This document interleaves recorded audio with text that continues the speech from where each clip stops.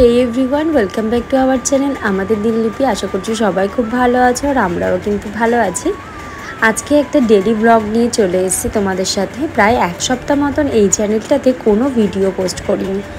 আসলে একই সাথে দুটো চ্যানেলে ভিডিও এডিট করা, পোস্ট করা, এই সব নিয়ে, তারপরে বাবানকে সামলানো, এত কিছু সামলিয়ে আমি সত্যি পারছি না। ওই জন্য একটু লেট করে দিচ্ছি। তো আজকে একটা ডেলি ব্লগই তোমার সাথে শেয়ার করতে চলে এসেছি। কিরা জানো তুই এই পাশে ফেলা দি, এগুলো কি লেগে রয়েছে রে? ওই যে সেই নোংরা উঠছে, যাচ্ছে না কেন?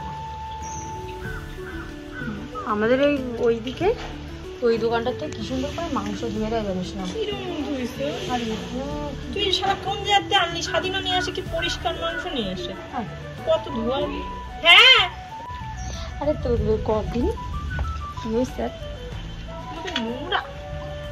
সকাল সকাল দুই বোন মিলে গিয়েছিলাম বাজারে, আর এইদিকে তো বৃষ্টি হচ্ছে প্রচুর পরিমাণ। আর এক ভয়েস ওভার দিতে গিয়ে আমাকে যে কতবার কাট করতে হচ্ছে তার কোনো ঠিক নেই। যতবার ভয়েস ওভার দিতে যাচ্ছি ততবারই বাবার মুখের মধ্যে হাত দিয়ে দিচ্ছে। আর মানে ও যেহেতু ঘুমাবে এখন, ওর ঘুমের টাইমে ডিস্টার্ব হয়ে যায়। ওনাকে ঘুমের টাইমে একদমই ডিস্টার্ব করা যাবে না, বা আমি যখন কোনো কাজ করব তখনই ওর যত রাজ্যের কাজ পড়ে যায়, তখন কীভাবে আমাকে ডিস্টার্ব করা যাবে এটাই বাবান করতে থাকে। সত্যি কথা বলতে কি জানো তো, এরকম যন্ত্র যদি কারোর বাড়িতে একটা থাকে না, তাহলে বিশ্বাস করো, সত্যি কথা বলছি, তাদের এই সংসারে কাজের অভাব হবে না। যেমন আমার মানে একটা কাজ একবারে হয়ে যায়, সেই কাজটা আমাকে 10 বারে করতে হবে, এরকমই একটা জিনিস। যাই হোক, বোনের সকালবেলা দিকে ভাত রান্না হয়ে গিয়েছিল। ও পড়াতে যাওয়ার আগে না পরে এসে যেন ভাত করে তারপরে আর কি বাজারে গিয়েছিলাম আমরা দুজনা।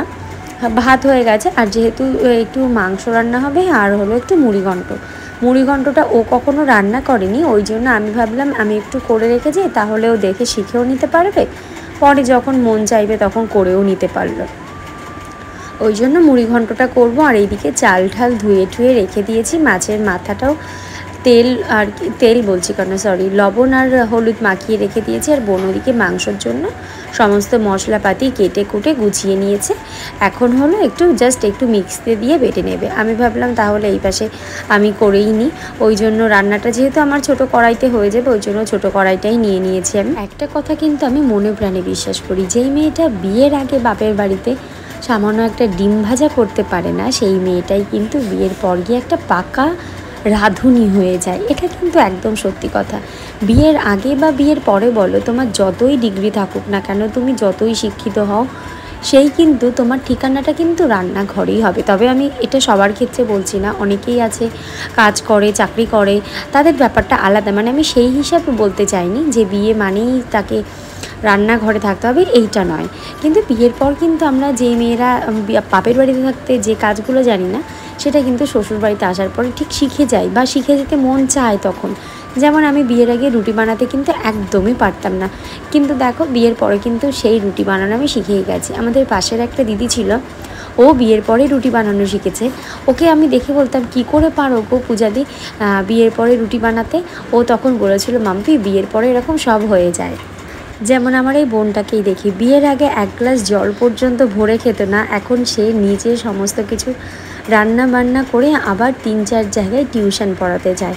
এমনটা কিন্তু আমার ক্ষেত্রেও হয়েছে। অবশ্য আমি বাড়িতে টুকিটাকি কাজটা করতামই। তো যাই হোক, এইদিকে রান্নাবান্না হয়ে গেছে। এবার হলো ভাইকে রাখি পরানোর পালা, আর বোনও ওর সুফলদাকে ডেকে নিয়েছে যে ওকে রাখি পরা। দাঁড়া এখনো ভাতটা খুলিনি, আমি আগে সুফলদারটা খুলে চলে আসি। তো অন্যায় করেছি ভাই? না, এরা দেখ কিরকম কাঠে দাদা আমারটা সিনচানের। কোন হাতে পড়া? এই হাতে? কোন হাতে পড়া? এই হাতে। এ উল্টো লাগছে আমার কাছে। না, আমার দাদা দরকার নেই, বুঝে নেই। তুমি ভালো ভাবে বাঁচতে চাবে, তবে তোমার শাস্তি হবে।